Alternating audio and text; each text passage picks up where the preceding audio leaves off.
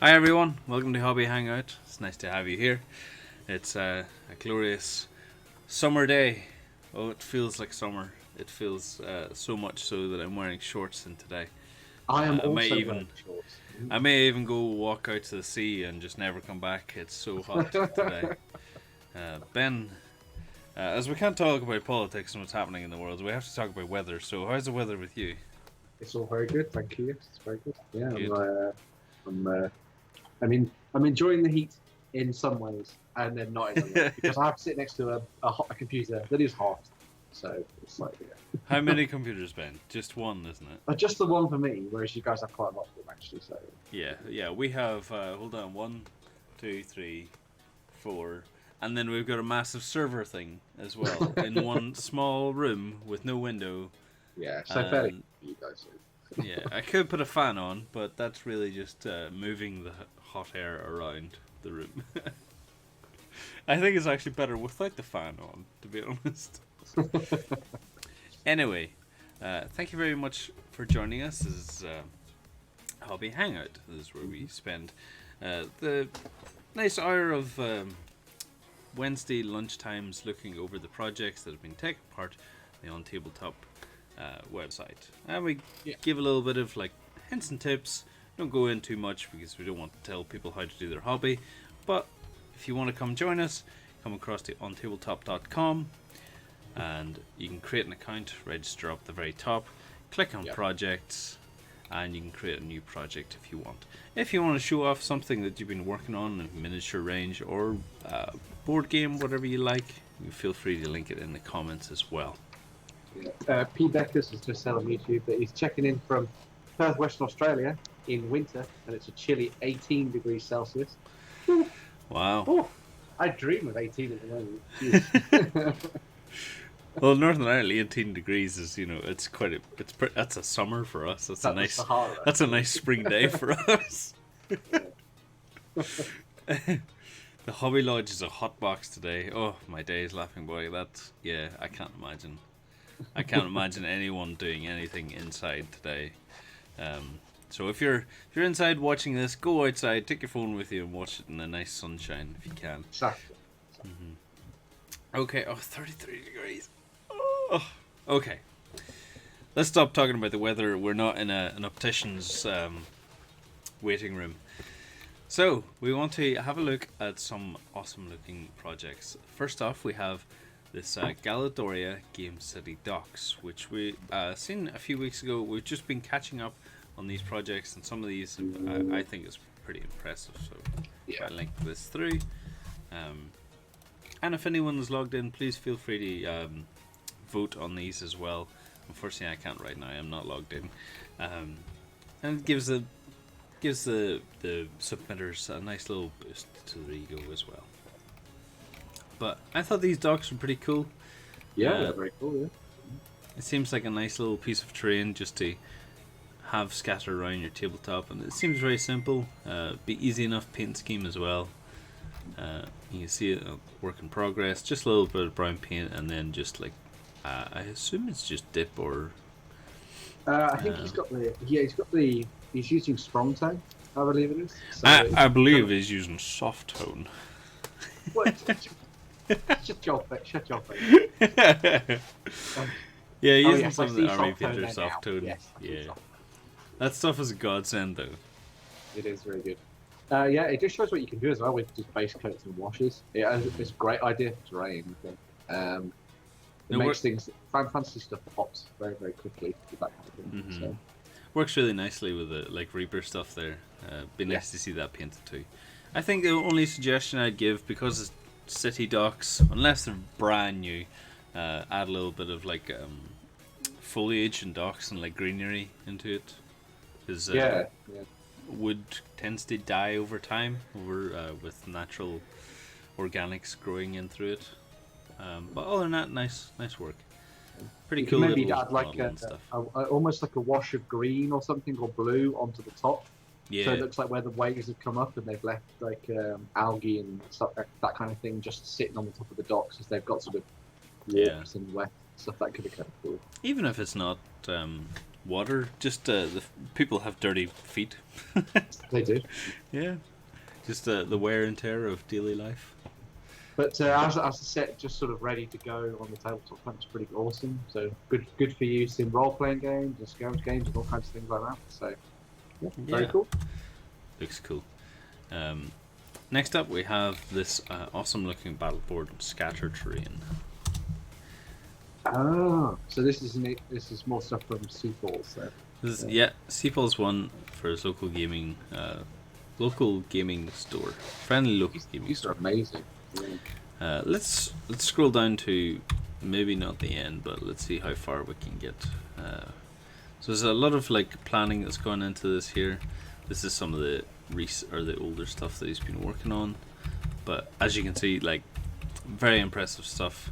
Let's go to the newer stuff here. I'm sorry if this is giving anyone dizziness here. But I've got a heat stroke and they're getting sick. Here we go. I find it. I find the very start of it. So looking at some of this awesome looking foam terrain, taking it into concept into an actual piece here, and this looks fantastic. I love the fact that it's got like kind of modular that he's working on, and anything I think with water effects is usually pretty fun to make. This one thing that I've not tried to attempt myself yet is something with water effects on it. But when you see some amazing boards like this, it's pretty cool.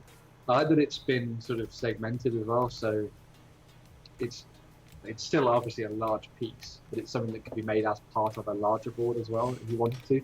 So it's like I think it's what is it, a 4x4 square foot? Is it that? No, or not 4x4. I think it's 3x3. This one. 3x3, is it? Yeah. So that's good for a lot of the skirmish games that are out at the moment, which is pretty good.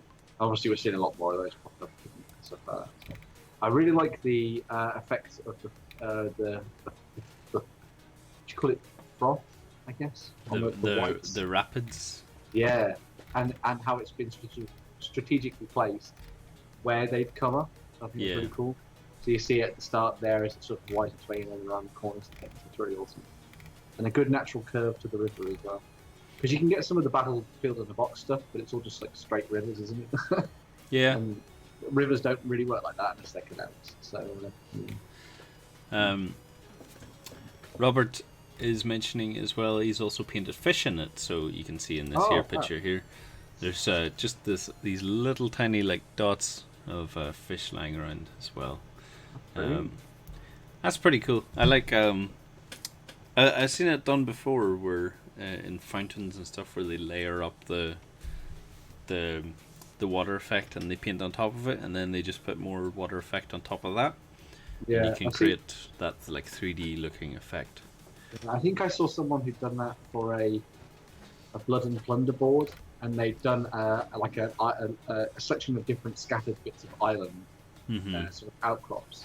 And because it was, the Caribbean and that kind of thing, there were like little coral reefs and stuff underneath that had been painted in and then layered under, so that they looked like they were deeper going through the shallows. Yeah. And fish as well. It was absolutely astounding. I'll see if I can find that. Even like some people working on dioramas and stuff that's based in water has some really impressive. Yeah. Very creative. Much more so than I. Next we have Colditz, the board game. Oh yeah, so this is someone who's painted up all the components for it. Yeah. So Colditz is a game that I've never played. By Parker Games, and this is from Skip to the End, which is not implying that we skip everything, but going through and there's a lot of miniatures to this thing. So I think I swapped out the meeples for these miniatures to use in the game, which is kind of cool. And it's nice to see someone upgrading their components, because you see a lot of that, obviously. But went to, I think it's Fighting 15? Yeah, Fighting 15 to find the characters he was going to use. And I think they match up really well for what he's trying to do here. So. For sure, I'd like to know, like, I don't know anything about this board game, so I don't know how it plays.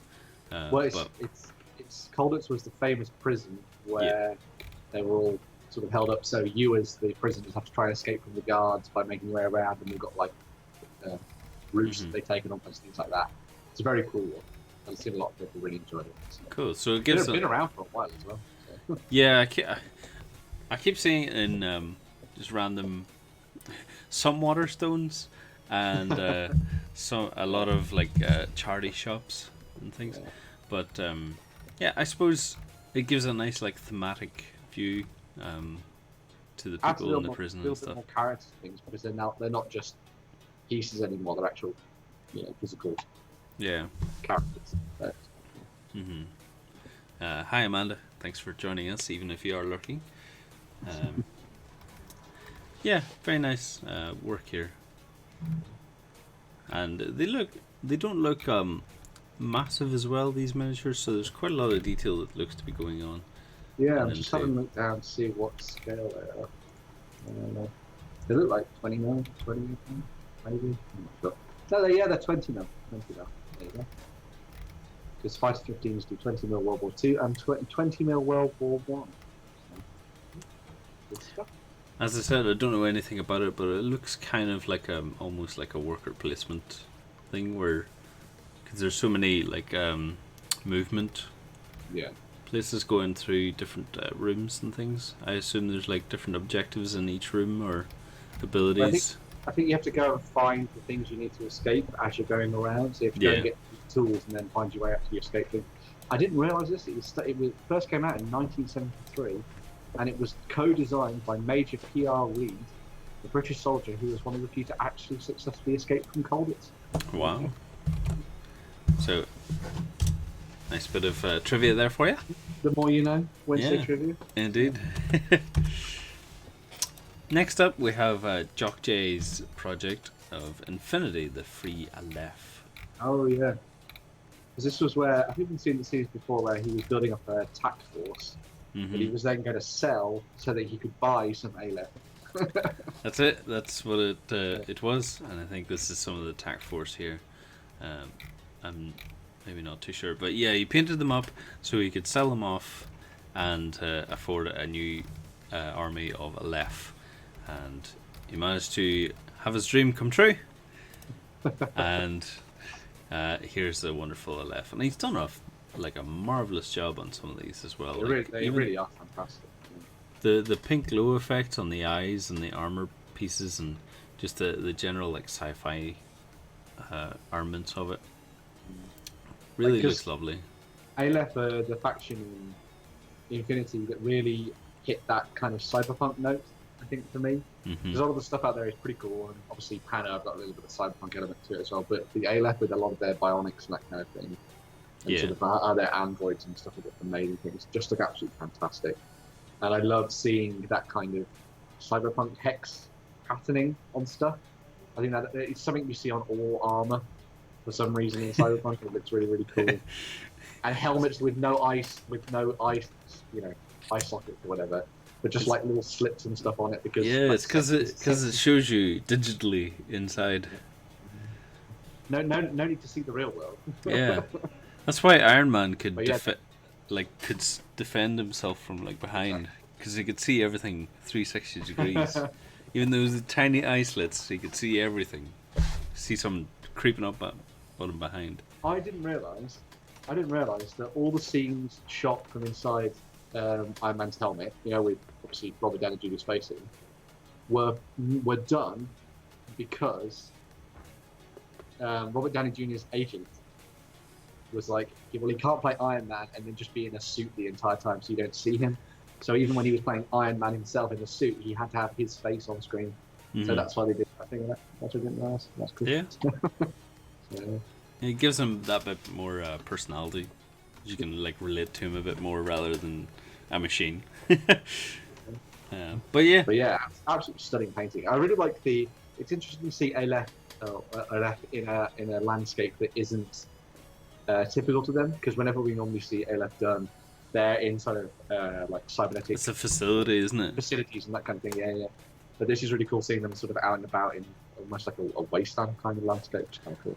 And it contrasts really nicely with the sort of brighter paint schemes to have that sort of more flat texture and tone to the basin.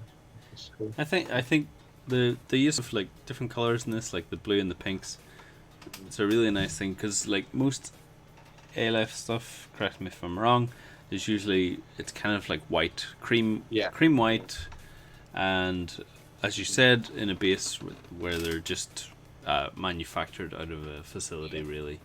But it's nice to see like these have a bit more character to them, and the blue on the orange base as well is a nice contrast. What I would say is for the texture paint for the bases, that looks like it's been put on quite thinly. If you actually put it on in a thicker quantity, the cracks won't peel away as they have on some of the models here, and it'll also give you a little bit more of a texture as well. So put like layering on it a bit more. Doesn't seem intuitive to begin with, but it actually works a lot better in my opinion. So interesting. Yeah. See, I was looking at it, and although it is textured paint, it looks like it's almost like being painted on. It's kind of got that Borderlands feel. It's very cool. Okay. I can already hear my voice going, which is not good. I joined the Caesar's Dungeons and Dragons stream on Monday, and we were talking for over about 2 hours. And I know myself, like I'm 30 years old now. I don't like talking in such a large space of time. So whatever they send, like, oh, we have to do 2 hours, like, oh no, let me go get 2 liters of water ready for me. But next we have Evil Stews project, and this is for Warhammer. Hold on, let me see if I just like copied this correctly. Warhammer Fantasy. Yeah, I feel like I didn't get the link. There we go. So Warhammer Fantasy, fantastic look already. Heading through peak period of work recently. Long time. 25 hours, although it's probably closer to 20 on this. We roll out 100 mini army. Wow, this is actually quite a large group for 20 hours work, 25 hours work. Very impressive. Well, I think that's because this is one that we've looked at. I think in the past where he's been building up. I'll attempt to arc right there. He's been building up not just one army, but loads of different ones. I think so. He's got Chaos and Empire Middenheimers in there as well. And I think the latest set is for Bretonians, Dogs of War, I think. So I think he's got like some models that he's using as Dogs of War. So he's got people that he's using as a Stallion Pikeman and that kind of thing, which is really good. Building on a lot of the stuff from the Perry range, which is really awesome. Man, the wee dogs are so cute. It's hunting hounds, yeah. Very cool. I wonder. And I like the pirates. Yes. A test unit of pirates. This can't be a test. That's a full day's work for me. A test unit of pirates. Oh yeah, okay. My days. Made using a combination of War, Pike and Shot infantry and North Star Frostgrave crewmen. Oh gosh, the Peligo crew. Cool. It's nice to see that all these scales kind of work together as well. Because you would have thought that some of them would be a little off, but I guess that Firelock actually do more heroic proportions, don't they, for their pirates and things, so it kind of works very nicely with the Empire stuff. Yeah. Very in keeping with the look of the Dogs of War, hanging around, the Stalia and the lower half of one old world. They're so cute. They're so cute running in there. Very nice work. I really like this contrast of the yellow and blue that a lot of people are working on now. It works really well with this like fantasy army. It really does. Yeah. Especially now that yellows are a lot easier to paint now. Yeah, seemingly so. Yes. I wonder if that's the resurgence. If that is why. Perhaps. Okay, next is the Road to Falais. I think I'm pronouncing that correctly. Road to Falais. And this is by Bob Cocaine. This is for his World War II stuff. I think this is for the Flames of War Slow Grow League. I might be wrong in that. I'm not too sure. He's using it to build up his army for the Hobby League. Okay. Until September. So Bob joined us for the Flames of War bootcamp. If you want to know more about that, just search Flames of War on tabletop.com. We had a whole weekend where quite a large group of participants came down and built up their Flames of War armies, played some games, and had a lot of fun over the weekend. But with this Flames of War Slow Grow League, people are now continuing on that hobby. To bigger up their armies and get some games on the play as well. It's a nice little bit of incentive as well, and it looks like Bob's been having a lot of fun painting up all these little pieces here, and that is quite nice work on those tanks as well.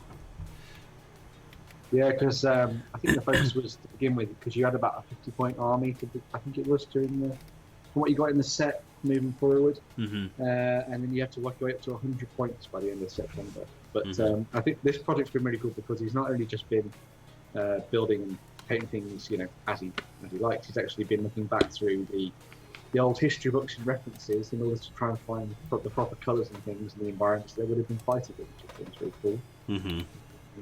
And it's provided some really fantastic looking paint schemes. I love what he's been doing on some of the latest stuff. I believe it's the M10s, M36s. The paint jobs on those are really nice, especially around the lights and that kind of thing. That's really cool. And the use of the washes to add that little bit of extra weathering to around parts of the tank where dirt and grime would have accumulated is a really good choice as well. It's very good.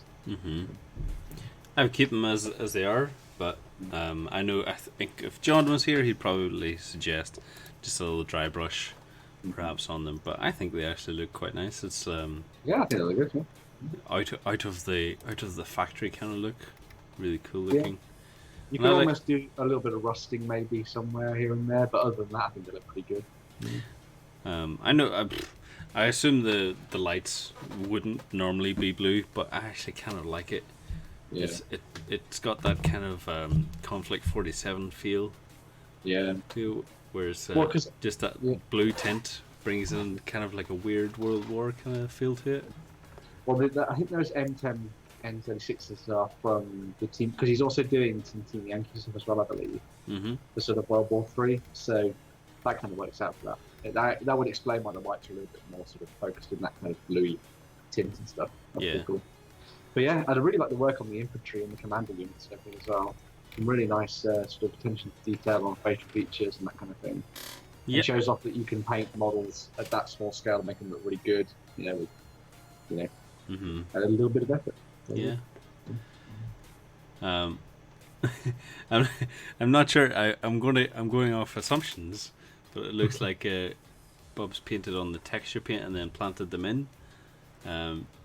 It kind of looks like they've fallen into the base. So I would just say, as a little suggestion, is to paint some of the texture paint over it as well, so it doesn't look like they've done like what's it called, the superhero landing where they leave a little crater behind. But as you say, a lot of detail in them are really looking nice. I like it. I love the super style landing as well. Okay, next up we have some Hellboy.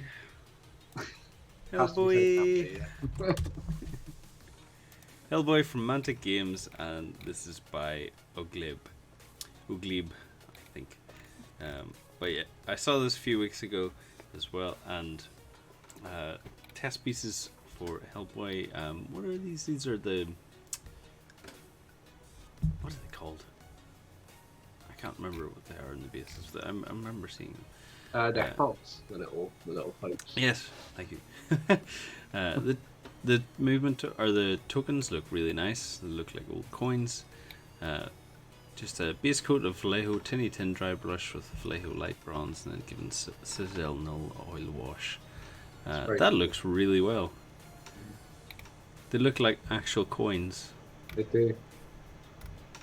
Clearly, the things that are given as little mementos to all those secret agents that join these secret societies and stuff, and then die immediately. Yeah. You just need a couple of splashes of blood on. I remember. I remember us talking about that recently. Yeah. Training for years and then Exactly. just dying in the first week. Oh. Because Hellboy wasn't nearby. Yeah, to take the bullets. I love the frog off. I think it looks absolutely amazing. That bright pinky purple tongue looking out from between its maw. Very cool. It's terrifying looking. There's a lot of detail that's gone into even just the bone, like the skin. I think it's been shaded appropriately. I suppose green frog thing. Not much other colors you could add to it. It's going to be green. Yeah. Yeah, it's going to be green, but where the shading and stuff comes into play is where the claws and the teeth are, and I think it looks fantastic. Very, very cool. Plus, I think if you paint them up too realistic, I think this is perfect. Like the tentacles here, because it looks Hellboy. It looks like the comic book. Looks like the comic books, yeah. It looks like it's going to be played on that board game. Here we have Justin in his alternative universe here as well. Fantastic work. Justin was one of the lovers of the Russian Queen. I mean, I can truly see Justin just T-posing like this after a game of Hellboy or something. But yeah, some really nice stuff here. I really like the busts that they offer up as well in the game. They were cool. For the Kickstarter stuff, that was really awesome. And the child. Hold on, let me see if I can get a full browser. You can actually see here. Get the kiddo version of Hellboy, and you've got the half-naked version as well with the horns as well. I really like that version of him sort of bringing back his fist to swing. It's just so cool. I don't know if I'm a fan of it, to be honest. I think it looks perfectly action-packed. Cool. Yeah, I'm not sure. Maybe it's just me. I can't even explain why I'm not fussed on it. It's just I think it's just a personal thing, really. But I love all the other models as well, and just these little busts as well. They're such a nice addition, I think. Something nice for the hobbyists that picked up the Kickstarter and wanted to pay beyond what's just in the core box and all the stretch goals they got with that company. Very cool.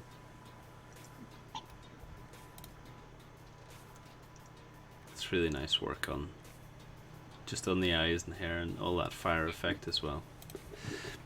Okay. Really liked the work on Abe Sapien as well. I thought that was really nice, especially the sort of black markings on the head and things. That was really well done. Yeah, the freehand work on his head. Very nicely done. Photograph's a little bit blurry there. It's okay. But yeah, just the freehand work on the back of his head. Really nice work. I always felt bad for Abe Sapien though. He's always contained in that tank. It's like his room, but because he can. He can walk around. And whenever he gets let out, he gets attacked. So yeah, he doesn't lead a very good life. No. He seems happy. Give him an egg. He seems happy. Apparently, the new Hellboy movie's not very good. Yeah, I wasn't told it was good. I think I didn't really want to go near it. I'm pretty happy with the Del Toro version. They were very good. So next up we have the Dwarrens by Aurora in Bag, and we actually have these in the studio right now, and I believe Jerry's version or Jerry's Dwarves have also arrived from from I know his real name, but I forgot. Is that where? Yeah. Yes. Yeah. I didn't want to shout out his real name just in case. But yes. Yeah. GDPR, all gone mad. But yeah, some of these little dwarves are absolutely fantastic looking. Really inspiring and makes me want to paint my own now as well. I love the little horse and carriage. It looks so cute. I think I've got a couple. I think I've got 3 or 4 more of those because I got a couple of extra bits given to me as part of the Battle Skill Pass box where these ones came from. So they're very cool. They're very, very old models now, but they're very good. even so that they're old models, I think Lena has done a fantastic job on these. Just even painting purple as well. It's a really nice addition. It brings a lot like a regal feel to them. A nice royal purple. I love the forge as well. The forge. And if we play this video, I have seen this video. Hold on, skip here. We'll have a little dance. So I'll just let that run. So she's animated a little dance as well of these dwarves. So I quite like the projects. I mean, you know, you can spend time in the hobby doing all the paint work, and then you put them in the box, never to be seen again until the next game session 3 months away. I think this is kind of cool because, you know, I'm doing a little bit something else along with the hobby and adding that little bit of whimsy fun to it. It's very good. There's something very imagine a little bit of stop animation. there's something very Monty Python about that. You can imagine that in the title card for it. Yeah. The flying circus. Maybe we should use that video whenever they actually do some gameplay of it. That could be the intro or something. What you mean when they finally get around to playing some Age of Magic? Yeah, who knows? Yeah.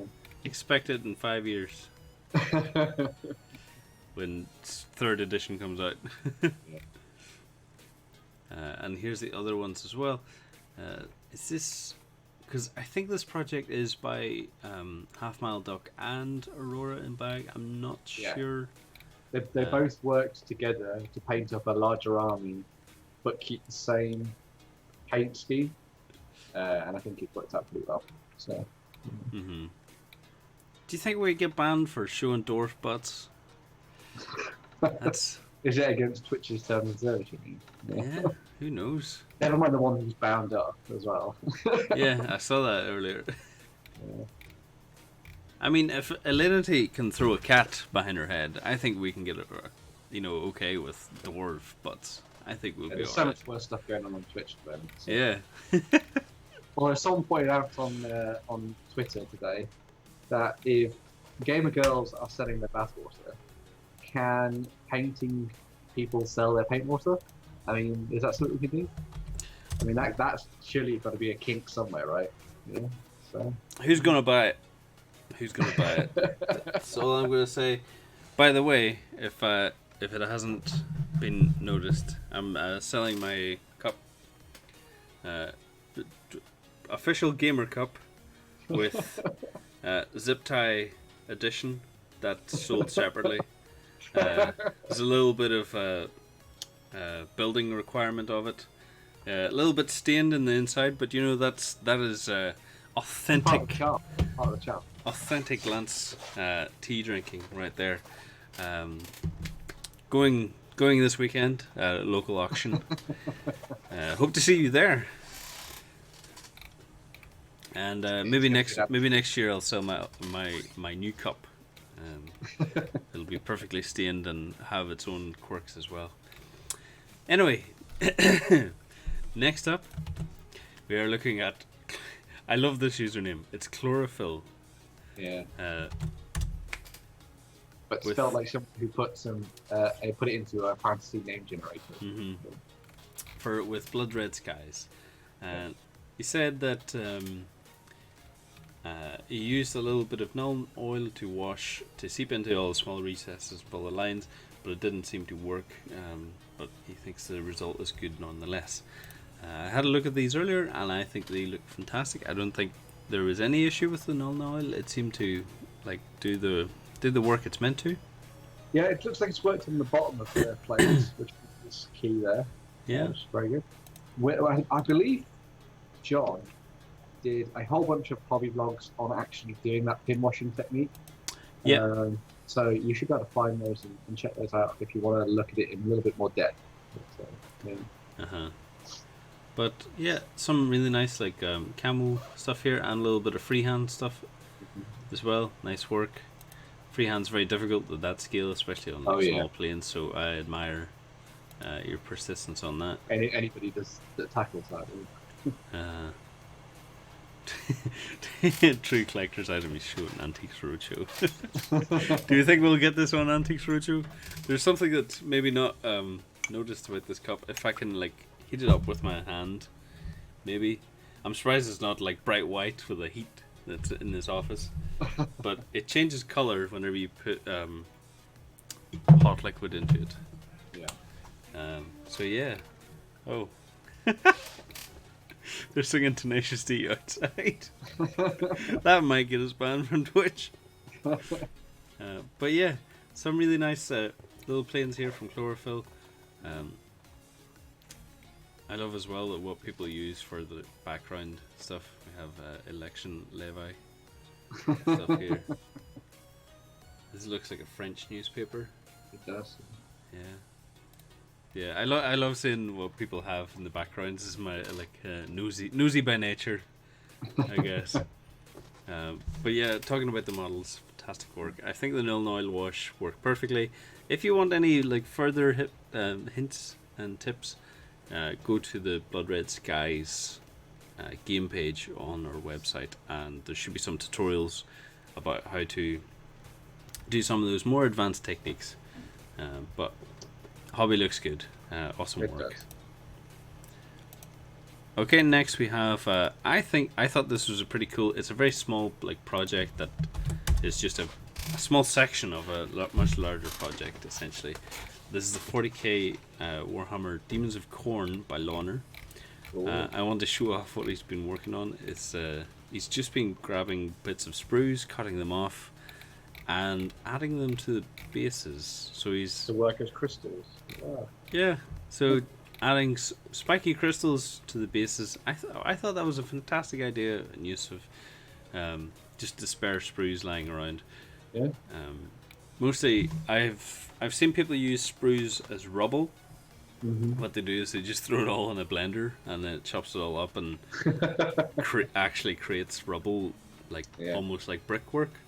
I've seen people do that. I've seen them use them for scaffolding and things, but I haven't ever seen them used for crystals. And I think they work well for crystals because they have that very unique shape to them.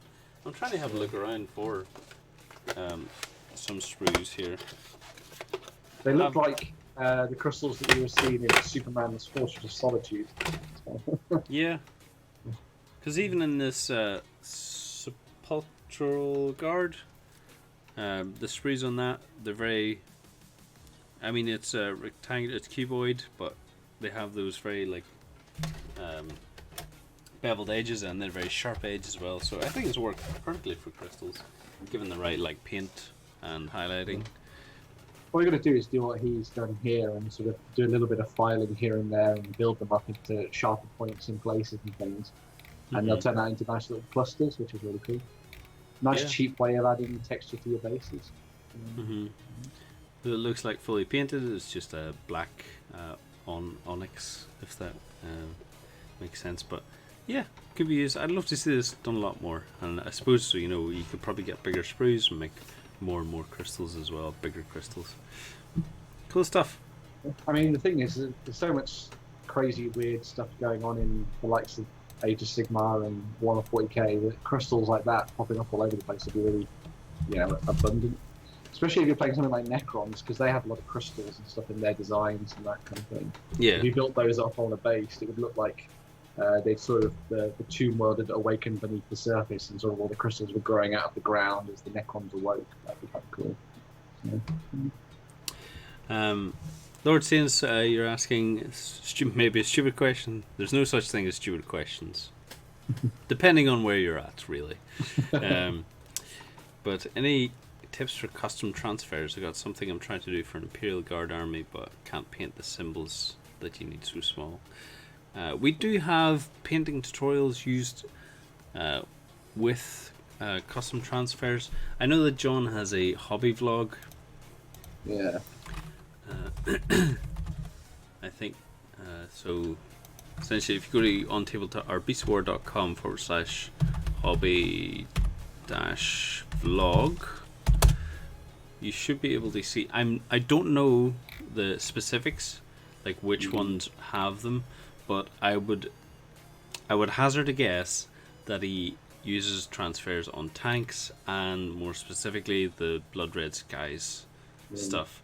So if there's anything for Blood Red Skies, I would more than likely say that he has transfer tips and techniques of how to use them there. I'm fairly sure you can build your own designs on a computer and just print it off onto transfer paper or something maybe as well. I'm not sure how it works. There are people that have obviously done custom transfers for their Space Marine teams, but I'll have to do some research. And as Robert says, you can buy transfer paper as well and print them yourself. There are also other places as well. I know that the Craftsman on YouTube, if you look up the Craftsman without a T, the Craftsman, he does custom transfers.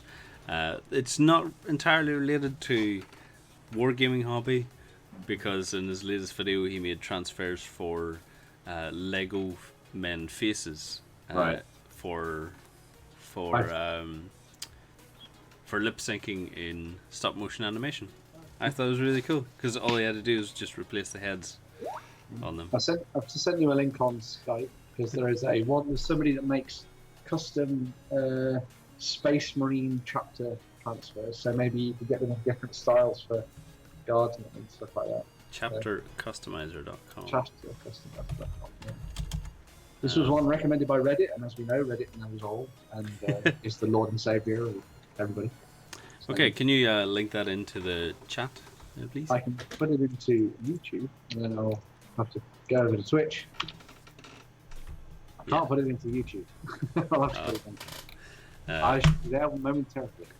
In the meantime, we have this desert raid by Denzian. His first foray into World War II, and he's built up this cute little house here. He was looking at, I think he was looking for any suggestions, but he was talking about maybe the grey doesn't suit, but the actual build of it looks really nice. It almost has that kind of feel of, especially with these bunkers and the boiler, the cooker at the end, it almost feels very Zulu-like. Yeah. But World War Europe from Sarissa. I think the grey works quite nicely, mostly because of all these little touches of dust and stuff. Perhaps Jerry, I know Jerry's in the chat here, that he might be able to mention a better color scheme. But I think it looks really nice, and it looks to have been quite a fun little piece to build. I think it would work even for a lot of other things, not just for World War II. When I saw this come out from Sarissa, I think it was a couple of months ago now, maybe it was a month ago. The thing that I was immediately thinking about when I saw it was how cool you can make the scenarios for this, because you could obviously do either an escape or an incursion into the camp kind of thing. And you could have the guards obviously in their guardhouse with the bunks and stuff. And so when you're sneaking past or sneaking in to grab a key, you could roll to see if there's a chance of the guards waking up and seeing you and that kind of thing. So it'd be really, really fun terrain to use in a game where you had a game master and then a whole bunch of people playing against the game master as a cooperative thing. I think that'd be really awesome. Yeah. Especially if you're doing it like an event or something. I think this would be something really cool for Salute or Historicon and something like that. What this reminds me of, I don't know if this would remind you, Ben, but I grew up in a very small country hamlet. Yeah. And our primary school and another primary school, which was about 5 miles down the road, didn't have very much of a building to it, so we had huts. We had exactly the same. We called them the sheds. Yeah. So I think this would work really well as even a primary school or secondary school as well, for those rural areas. If you're doing maybe bolt action where it has small school, rural schools as well. It would work even for more modern stuff, or even Spectre. Trying to think of Walking Dead as well. Walking Dead is good.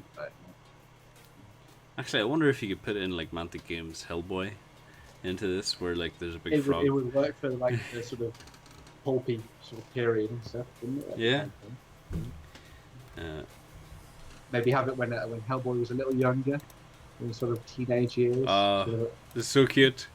He has to go through his training. You have to wake him up in the morning, go for training. There's a frogman attack, and he's like, nah, no. Hellboy boot camp. Yeah. like with teenage groups. And another project we're going to be having a wee look at is the Night Lords by Mage. This is quite an impressive feat of what he's been working on. He's working really hard on this, so if you have any time, go in and give him some nominations for tutoring and give him some comments as well, because he's been working quite a bit and adding in a lot of detail, and his photographs have improved quite a bit as well.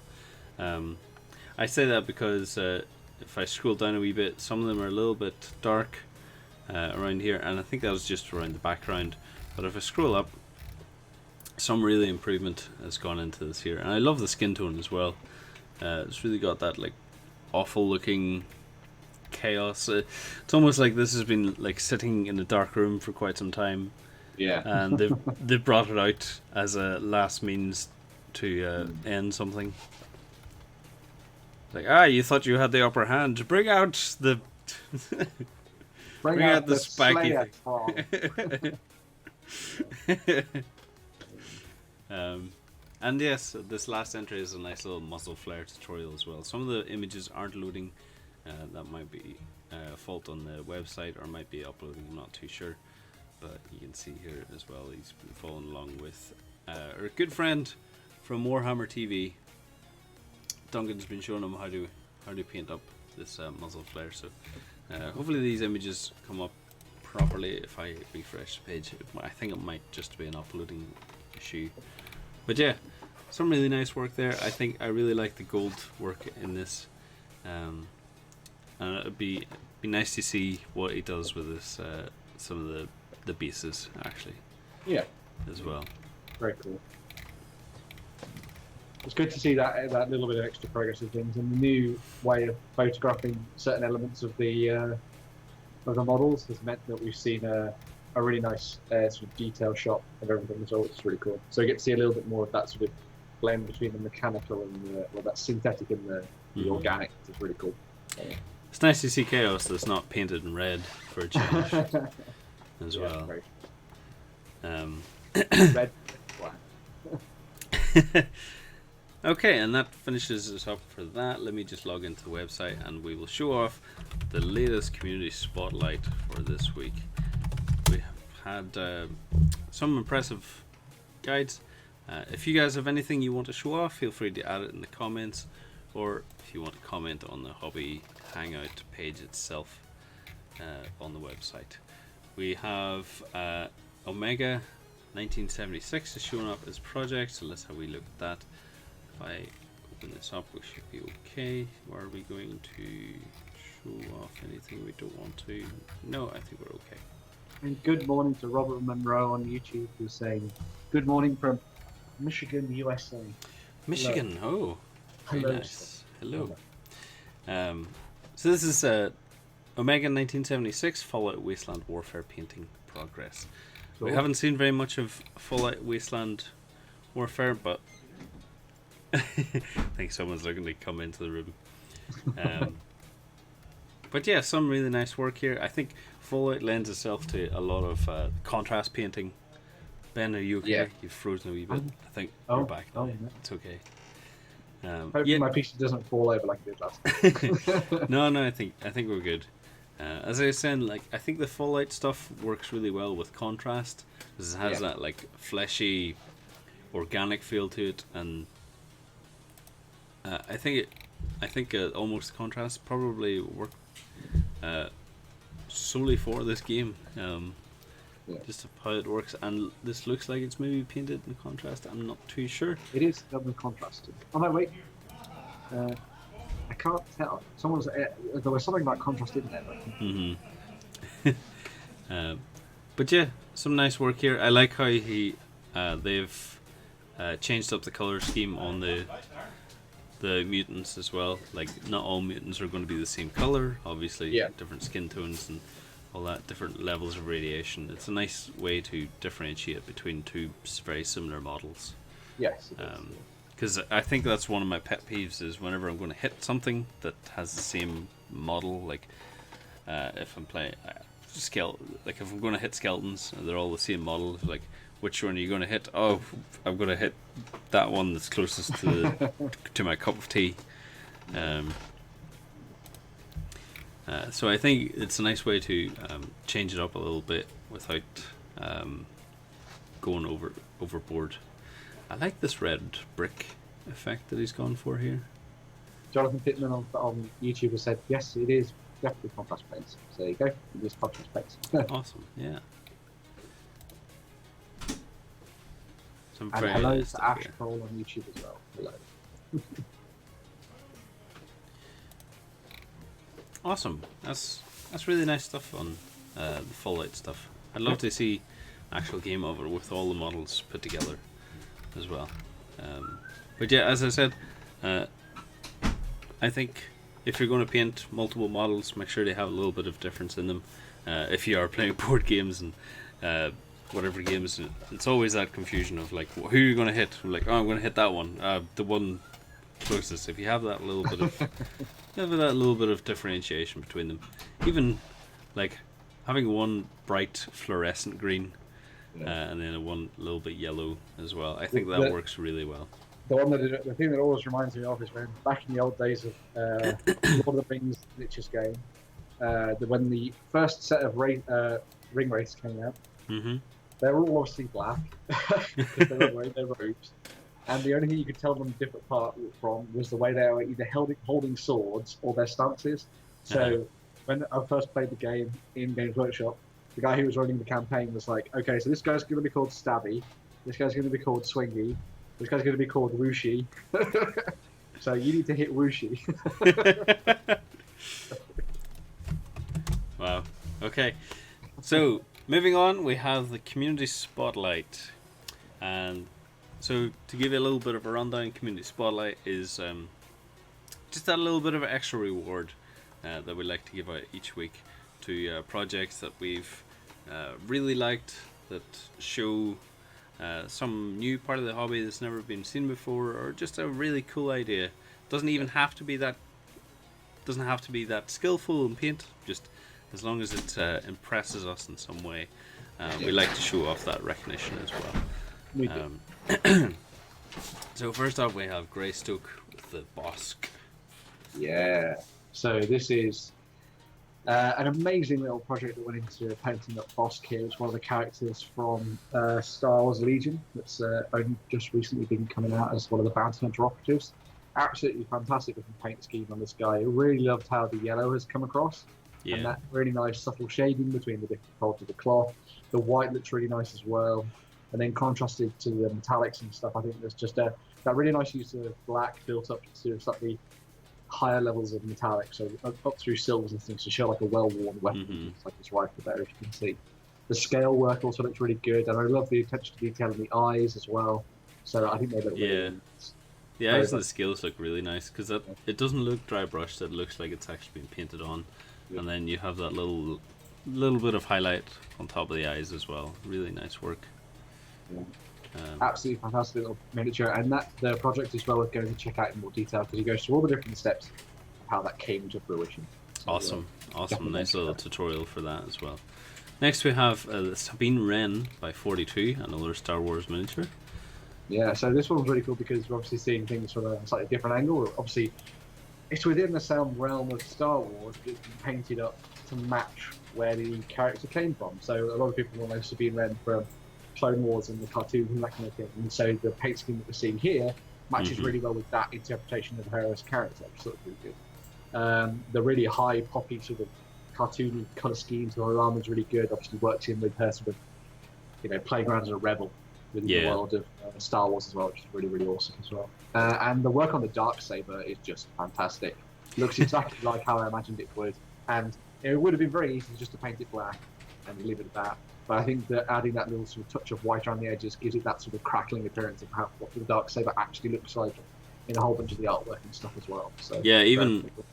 even having the highlight, sort of, I don't want to say messy, but messy is a descriptive word that is appropriate here. But even having that little bit of like messy highlight does make it look as if it's a Darksaber crackling. Yeah. As well, and also there's just so much good freehand across the entire of the model. It just looks so good. I really like the little sort of phoenix symbol she's got on the chest there. It's really good. All the work on the helmet, sort of. Man, that helmet looks like just a race bike, a racing bike helmet. That looks like something goes out on Sundays on the road. Yeah, that looks like something I'd see down the harbour. Yeah, all lined up. It's got that really nice. It's obviously got that Mandalorian look to it, which is really awesome. Obviously, you see that it's one of the things that we saw in sort of look of Boba Fett and things, and later on in the movies and stuff. But just absolutely stunning style on that. So to keep that Mandalorian origin, but taking it to the next level, which was really cool. So I love the boots as well because they look like gardener's welly boots almost. With that tiny little bit of pattern. It's kind of interesting actually because I know that Sabine ran. I don't really know too much about her character, but I know that she sort of goes out so dissenting side of things around the Empire and things. Mm-hmm. So she like leaves her insignia, which is that sort of phoenix. Yeah, okay. On walls and stuff. So I think it might be something to do with like the sprays and stuff and cool chemicals and things, which is kind of cool. But very very cool. And I'm sure someone will correct me if I'm wrong. Of course they will, Ben. It's the internet. Lastly, we have the 10mm orcs by Tauros as well. So I wanted to highlight these because when we went to, I think it was Salute this year, we went over to the Pendragon stand and just had a chat with some of the people there and walked away with an entire army of dwarves in 10mm scale. I'm not sure whether or not he's painted any of them yet. He's still probably working on his Space Marines at the moment, but I thought it was really cool to see another one of their armies that someone's working on, and Tauros is a big proponent of that smaller scale on the website. Mm-hmm. So it's really nice to see the work going into his orc army that you can see building up here. So he's done a lot of stuff working on the sort of orc infantry for the game, sort of building up those characters, as well as working on some of the command elements of it as well. So you've got the mages down below that as well. And it kind of just shows off like simple techniques for making these look good, because effectively it's a whole bunch of spot colors. So you've got there's red, there's blues, and the yellows and the greens, obviously. Mm-hmm. Yeah. And nice between the two, and then just a wash, and it just works. And I think it looks great. Maybe you could go back and do some highlighting. I don't think you really need to in this case because they're little tiny models. Yeah, but, I don't think highlighting is that necessary for this kind of scale. Yeah. I think if it looks good as a sort of army in 10 at that point, I don't think you need to do too much more about it. Especially if you're going for almost like a grimdarky feel, if you're trying to tie it into something like Warhammer and do something a little bit War Mastery perhaps, or something that's kind of cool. But yeah. The other awesome thing about it as well is that is the basing. Because again, I think we were talking about it last week when we were looking at some small scale stuff. I believe we were looking at some Dark Age stuff, was it maybe? Or maybe it was some Romans.